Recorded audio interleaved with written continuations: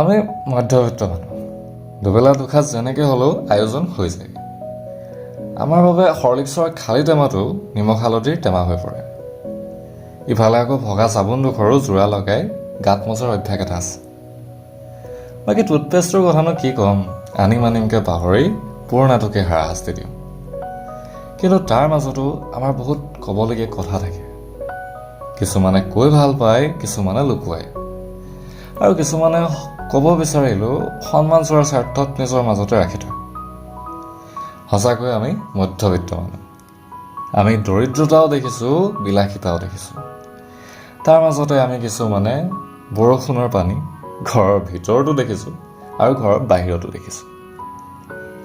নহয়নে অলপ আচৰিত? আচৰিত হ'লেও কাৰোবাৰ বাবে নষ্টালজিক হৈ পৰিব। মিছা ক'লেনো কিডাল হ'ব, হাতত টকা নাথাকিলেও ডাঙৰ সপোন দেখাৰ অভ্যাস এটা আমাৰ তেজতেই আছে। আমি আয়তকৈ বেছি ব্যয় কৰোঁ আৰু জ্যোতিষীৰ ওচৰত গৈ উপায় বিচাৰোঁ, আৰু এগালমান চিন্তা মাথাত বান্ধি টোপনি মাৰোঁ। সৰু সৰু কথাবোৰত আমি যিদৰে ভাঙি পৰোঁ, ঠিক সেইদৰে আমি সৰু সৰু কথাবোৰত ভাল পোৱা বিচাৰি ল'ব জানো। কাৰণ আমি মধ্যবিত্ত মানুহ।